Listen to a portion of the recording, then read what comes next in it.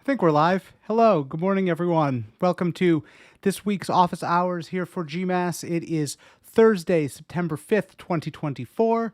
Good morning, good afternoon, good evening, wherever you may be in the world. For me, it is morning. I am in California. And for you, it may be much later than that. But thanks for hanging out. Thanks for coming to this week's office hours. My name is Sam. I work here at GMass, and I do these office hours once a week to answer questions live. So for those of you who are here live, you can go ahead and drop any questions you may have in the chat. The way that I tend to do this is I prioritize the live questions in the chat. If I've gotten through all of those, or if we aren't getting them, then I go to questions that people pre-submitted when they RSVP'd for office hours. So we've got a handful of questions that people pre-submitted this week, and I will go through those.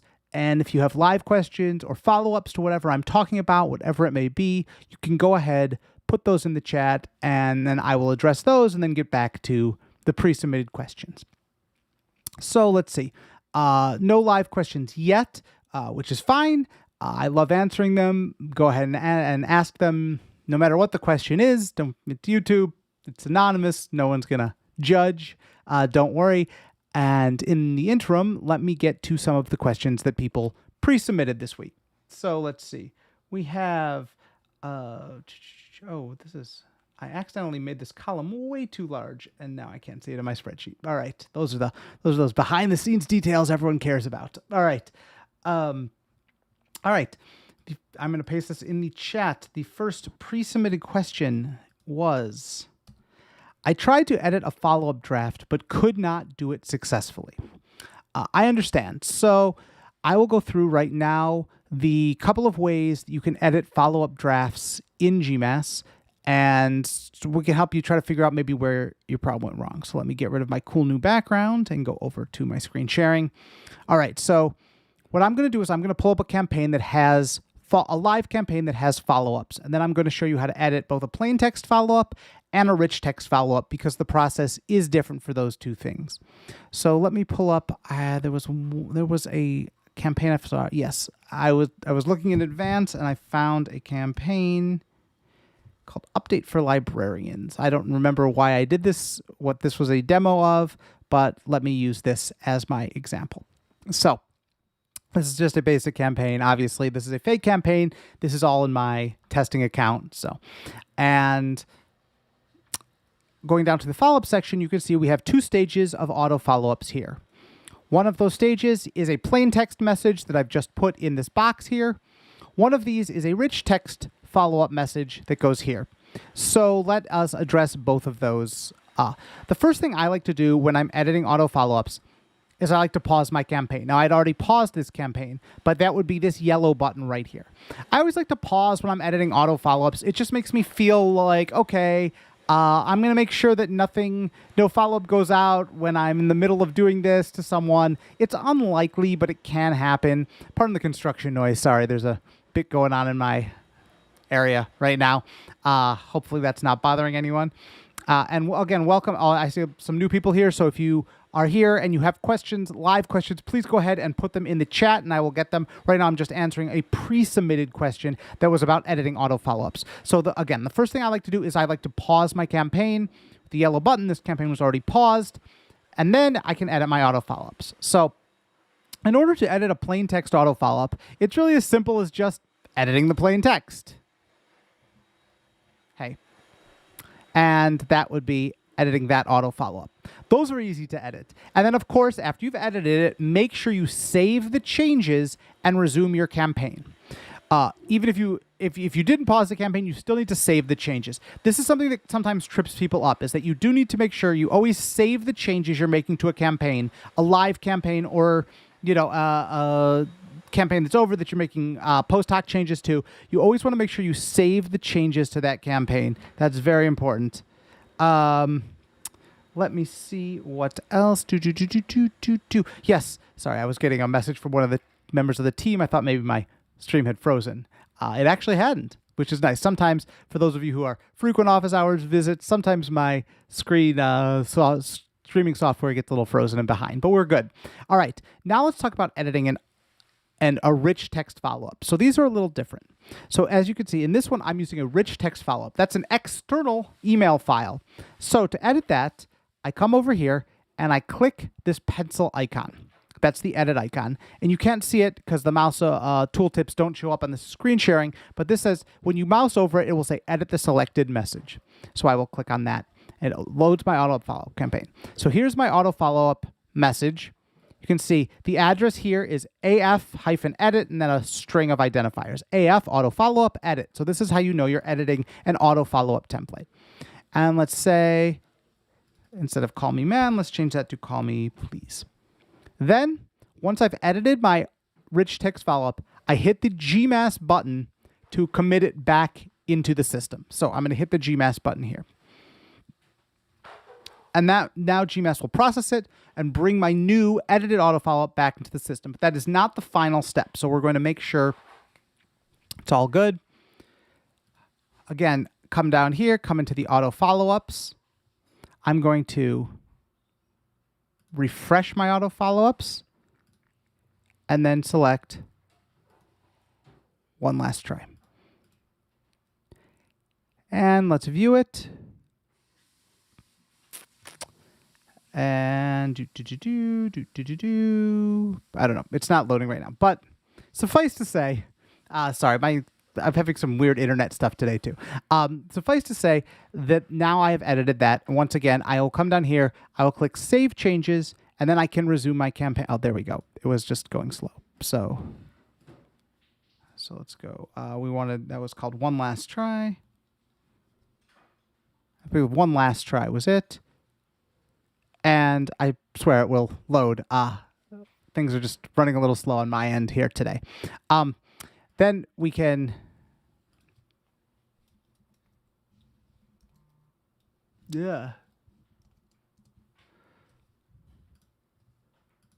Then we can save the changes, resume the campaign, and that will, in fact, update the auto follow-ups in the campaign. So I know it's a little trickier with the rich text follow-ups. It's part of the way GMass works is that we're doing everything natively inside of Gmail. And because we're doing it all inside of Gmail, we have to do everything inside Gmail. So with those rich text auto follow-ups, they actually have to be these Gmail messages. So this is the way to edit them. We've talked about this, and this is the way that you will need to edit those changes. But once you've done it a couple of times, it feels very natural. It's just the kind of thing that's a little different than what you're used to with other email software, probably, because GMass just works a little differently because we're doing everything right here in Gmail. So that's the trade-off is we've baked this so deeply into the Gmail platform that it can become so natural and so easy to just send your auto follow-ups, send your campaigns, A/B test everything, track every single email you send, use the GMass button instead of the sending button. But the trade-off, of course, as I just said, is that sometimes when you're doing something like editing an auto follow-up, you have to go through this step that you haven't seen somewhere else. And we're not trying to reinvent the wheel. We're just trying to keep everything inside of Gmail for you, which ultimately makes things easier once you've tried them a time or two. And when it comes to editing plain text follow-ups, that is almost no issue at all. So again, welcome to all the new people who have joined. I'm glad to see so many people coming in. If you have questions, please go ahead and drop them in the live chat. I will answer them as I see them in the order they are received. If people are not asking live questions, which does happen sometimes, then I'm just going to continue to go through the questions that people asked when they pre-submitted their questions during the RSVP to this week's office hours. And once I get through those, then if there's no live questions, then I'll wrap up. But usually we'll have a few. So let me go on to the next question that someone pre-submitted. This was, how can I use it meaning GMass, with unlocking its full potential? How is it better than other options available? I'd like to know about more features and offers of the application. Well, I can go through the talking points, but the best thing that I recommend is going to this article called What Makes GMass Different. I don't know what AI thinks, but thanks AI. Thanks Google's AI for for doing that. I'm going to go actually to our article, which is not AI written, which was written by a human named me. And so this is our article about what makes GMass different and better than other email options out there.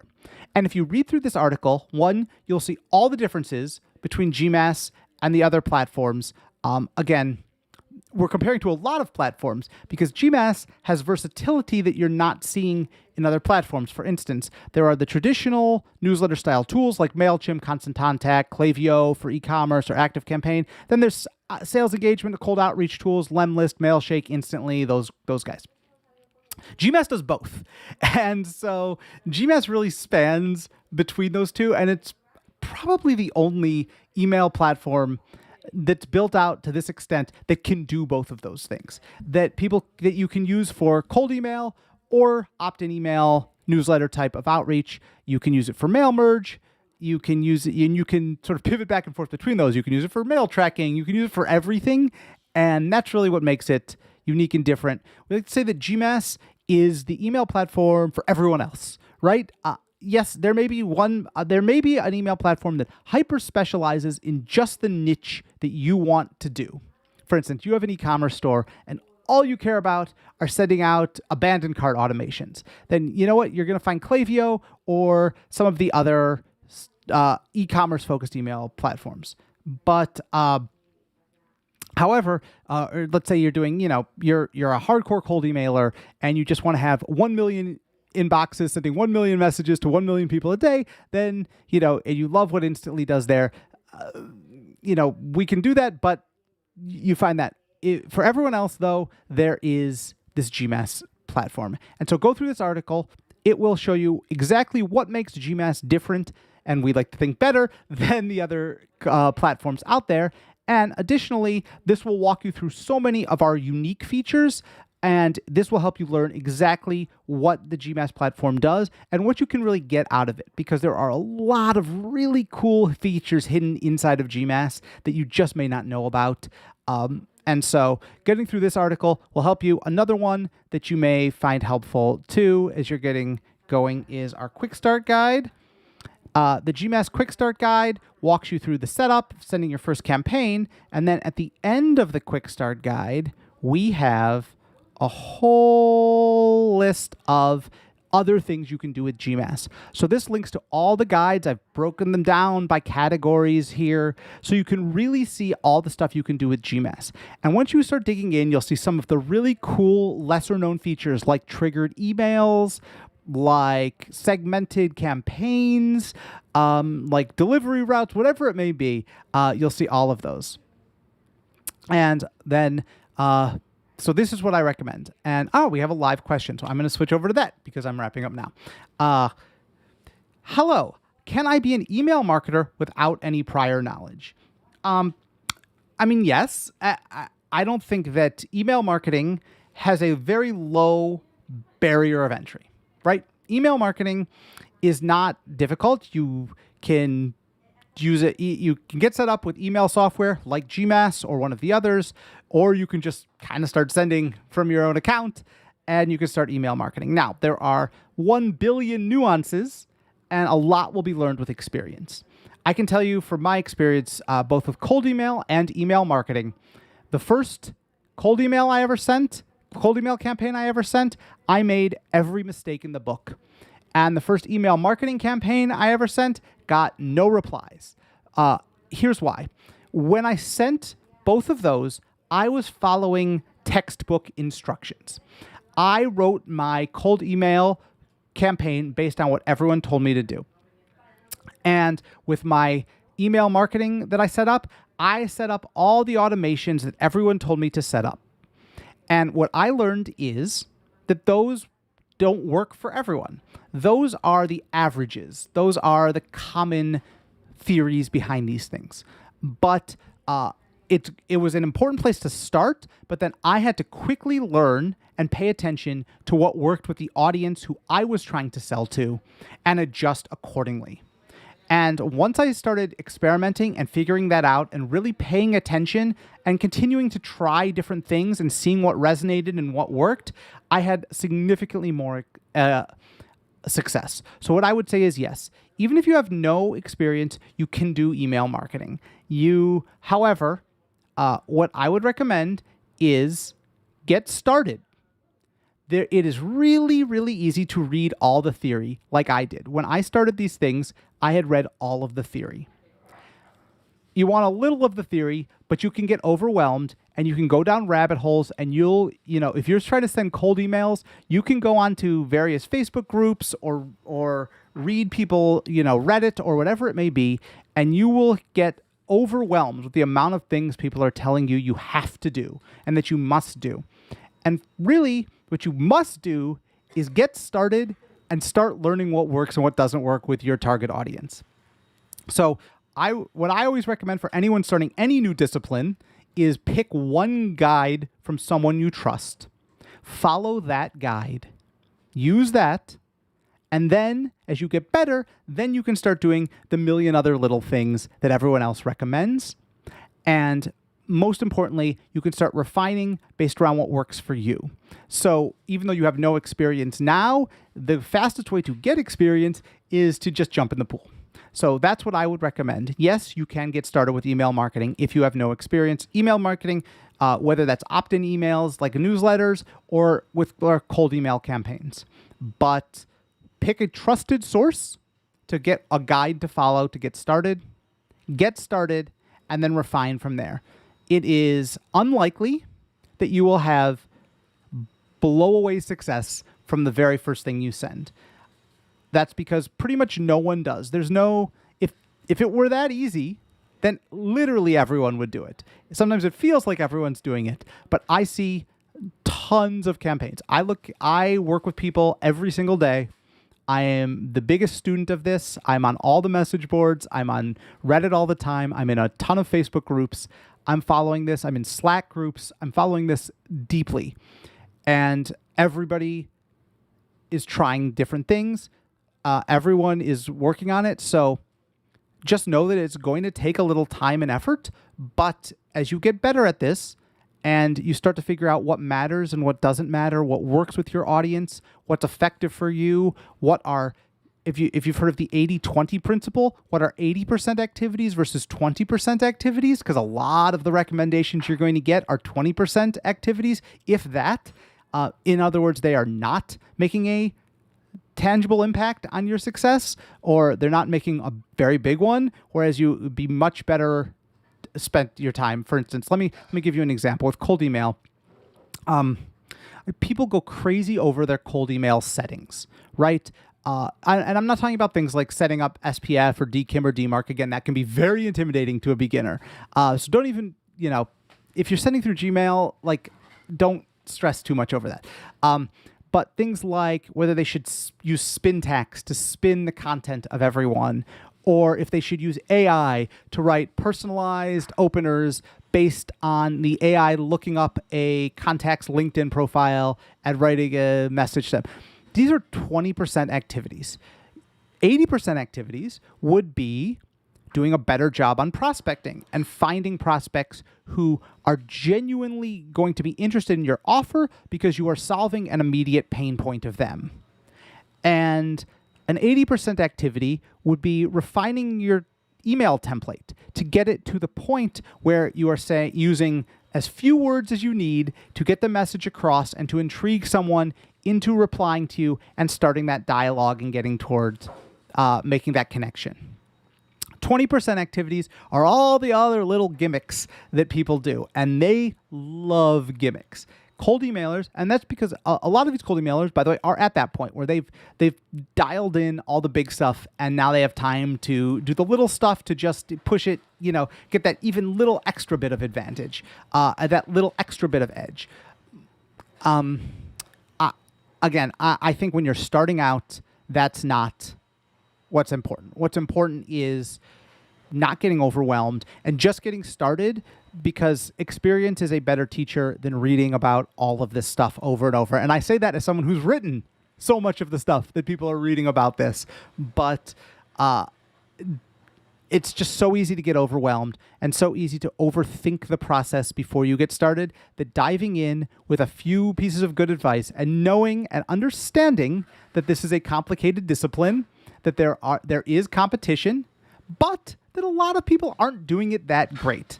I can tell you this because I receive many cold emails. I receive at least a few dozen cold emails every day. And I think I get maybe one every 6 months that I go, wow, that is actually a really good cold email. The rest are generic, boilerplate, screwing up the way they try to personalize, not solving pain points of mine. Like, I have pain points. You could probably figure out what my business pain points are, but no one does. Or, you know, something we always say, like, if you really wanted to get GMass's business with a cold email, you know what the best thing you could do is? Send us that cold email using GMass. It is remarkable how many people cold email us asking for stuff and don't use our product.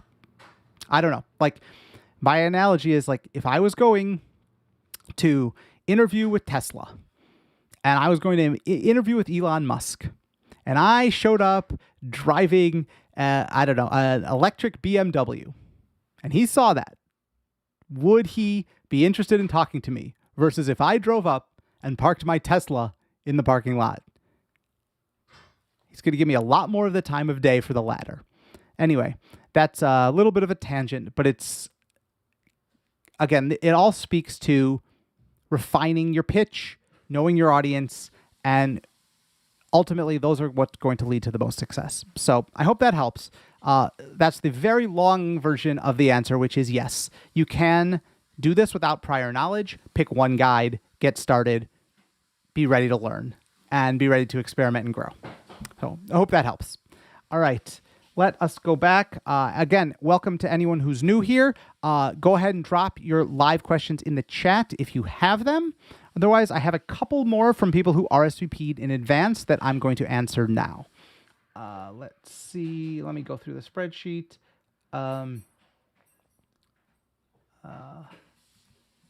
Yes, we have. This was the question was setting up SPF. There we go. All right. So for those who are unfamiliar, I'm going to click. Wow, what fortunate placement for this. SPF is one of the email authentication protocols. And what those do, SPF, along with DKIM and DMARC, is there are ways for the mail servers out there to determine you are who you say you are, and you are authorized to send emails from a domain and the email address at the domain, but specifically the domain. So to set up SPF, the best way is just to follow a simple guide. For instance, we have this guide. I wrote this guide. I can tell you it's very simple, and I can tell you that it works. I know this again because I wrote it, and I trust myself. I don't know. I guess that's, you got to, right? I did not, this is not AI generated. This is human generated and tested. But this guide will walk you through setting up an SPF, but I will go through it very, very basically. Setting up an SPF, you first of all find out if you have one. You can use our free email analyzer or another email analyzer tool, or if you're particularly technically minded, you could go into your domain registrar or your DNS management, DNS manager, whatever you're using, and look and see if you have an SPF record in place there. But the easiest way is just use a free email analyzer. It'll take like 30 seconds, and it will let you know if you have an SPF record in place. So that's what happens if you do have one. It will show you it. If you do not have one, you'll say your SPF record could not be located. And if that's the case, then you have to create one. In most cases, if you're using GMass, if you're using Google Workspace, SPF is a simple one-line thing. Sometimes it gets a little more complicated if you're using other stuff, but you can, we have some information here. Google's documentation can also help you on that. Then you need to add your SPF record to your domain. You do this at your domain registrar. If you're a beginner, this is most likely where it's happening. It's possible your web host manages your DNS, or it's if you're more advanced, you may have a third-party. Oops, I hit backwards. You may have a third-party DNS management system. Then I showed here's how you do it at GoDaddy. Adding a new DNS record. It's text. Just paste it in from result, it goes live, and then you can analyze again and make sure it's in place. There is a value to having SPF, DKIM, and DMARC. If you are sending high volume of emails, you need to have those in place. Even if you're not, it's very wise to have that in place. You will, if your SPF record, GMass, just so you know, we check to make sure you have an SPF record. If it's missing, you will get an email notice from us, and it will also alert our deliverability support team so they can help you out. Just make sure you have it right. That will put you then in compliance with, again, with Google and Yahoo/AOL's sender policies that they require. And then we also recommend, while you're doing this, also set up DKIM and DMARC. Hold on one sec. Let me.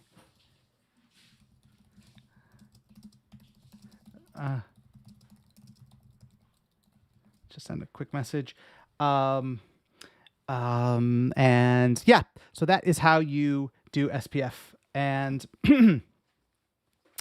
I will go back to the questions. Let's see, is any more live questions? Please go ahead and drop them in. Otherwise, I am going to wrap up around the 30-minute mark, and then I will get back to you next week with more. But let's see. Yeah, we have a couple more questions here.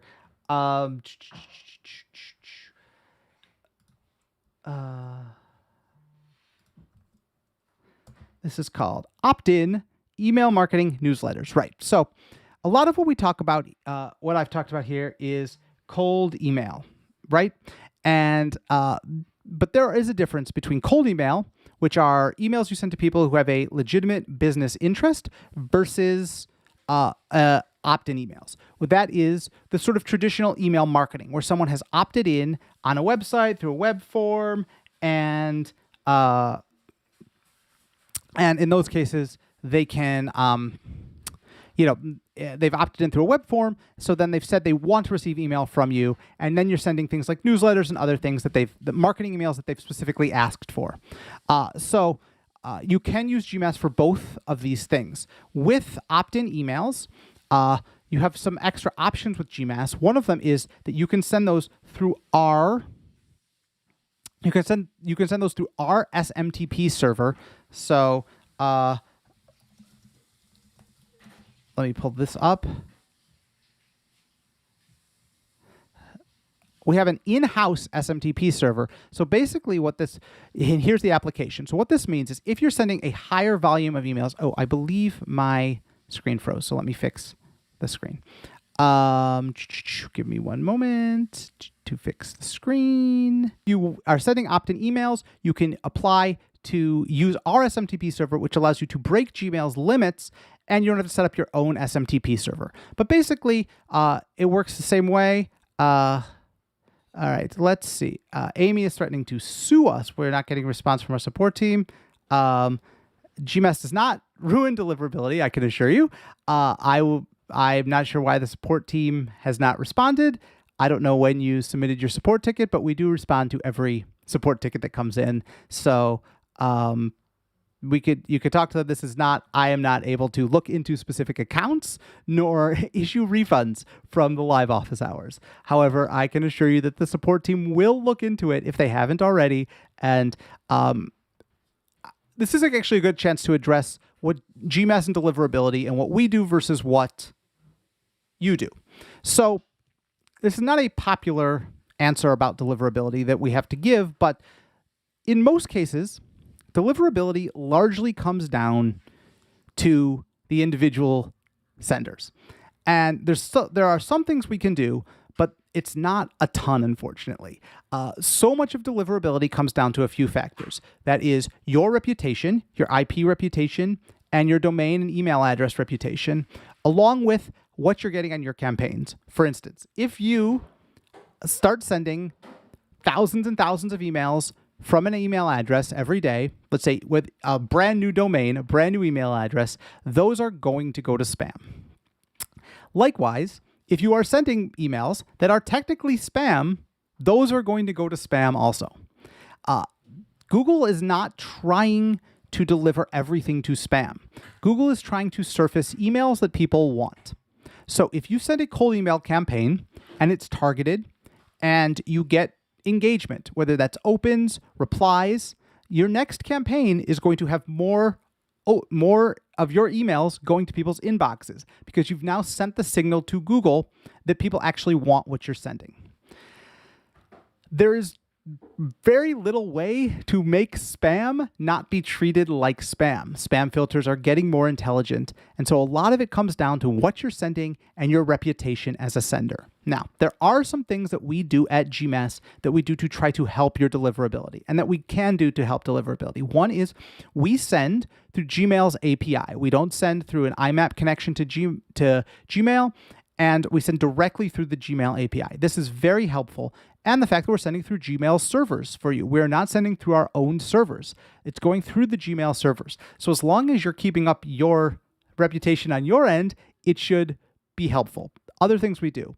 If you are using open and click tracking in your messages, we offer custom open and click tracking, custom tracking domains. Custom tracking domains.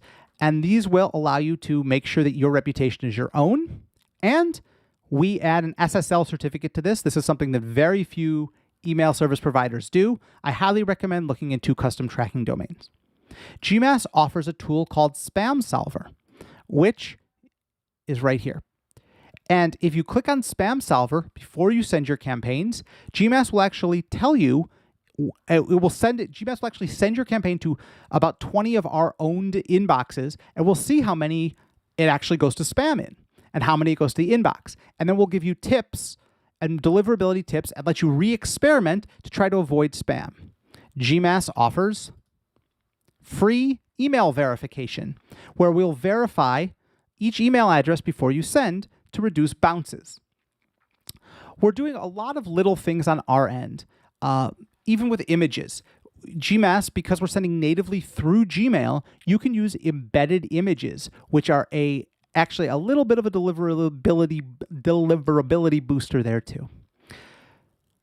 These are the little things that we can do to help with deliverability. We have a full-time deliverability person on staff. He is constantly monitoring everything going on with deliverability, the deliverability world, what the spam filters are doing, what's happening with GMass's owned things like tracking domains and SMTP server. We are working on our end to do everything we can about deliverability. Again, I've showed you just some of the little things that we offer. There are many more. But ultimately, as I said, deliverability really comes down to the sender. I know this is not popular. I've asked our deliverability expert, I've said, can we figure out some magic bullet so that we can actually help people? And unfortunately, there just isn't that magic bullet. And what I would recommend, if you're having trouble with deliverability, think about what it is that you did. The biggest things that can cause issues are if you're sending spam and giant spikes in volume of sending, which is why you should ramp up slowly the number of emails you send from an account. A lot of cold emailers today are limiting the number of emails they send from each email address to under 50 a day, usually closer to 30. That's just what they do. And that's because they know that sending higher volumes is often a recipe for getting marked as spam. So it's not a popular answer to, let's say, look inward. But if you send a cold email campaign where you send 30 emails to 30 very well prospected email addresses, and the campaign is either personalized to those people or at a minimum, at least is personalized to a pain point you know you're solving for them, and you get engagement on that campaign, you run it through Spam Solver at GMass, and some people open it, some people reply, some people click on the link in there, whatever it may be. The next time you send, you're more likely to go to the inbox than the spam folder. So, deliverability starts at home. And there's GMass, we facilitate sending, and we facilitate sending high volumes. However, we are not we're doing everything we can. Unfortunately, we are not the end all be all when it comes to deliverability. As much as I wish we could be, because I wish we could really help people avoid all these spam filters that they're getting caught up in, and help people get their campaigns in. But one of the things that I've boiled it down to for many people, and trust me, I've heard this from so many people about GMass. What is GMass doing about deliverability? And ultimately, what I'd like to say is, if you're sending spam, it probably should go to spam. Cold email and spam are different things. They look similar, they smell similar to a lot of people, but cold email is supposed to be a targeted message to a relevant prospect. It's not just buying a list of 500,000 email addresses and just blasting off to it. It is making sure that you are sending targeted messages to people who actually would be receptive to that. That's how you're not sending spam. If you're sending haphazardly to people who may or may not be interested, may or may not be relevant, may or may not have want anything to do with you, I mean, that is spam. So it shouldn't go to the inbox. And I think that if you take that sort of macro level view and look at it philosophically like that, and then use that to inform your prospecting and the campaigns you're sending, then I think you can do. You'll already be way ahead of the game in avoiding going to spam. But to this person's point, in the meantime, our support team, I assure you, will look at what you submitted. I can see our support desk, and I know that they look at everything, and they will look at what you've submitted, and they will, they will be able to assess it and figure out, what's going on, and can help you out, and we'll do a great job of that. All right. Any other questions, Teddy, here in the chat? All right. In that case, I'm going to wrap up. I'm out of pre-submitted questions. Thanks for joining me for this week's office hours. I look forward to seeing you next week. If you have any other questions, again, you can ask our support team. You can search the GMass blog, and you could reach out to us on our Facebook group or social media, and we'll be happy to help you. Have a great rest of your day.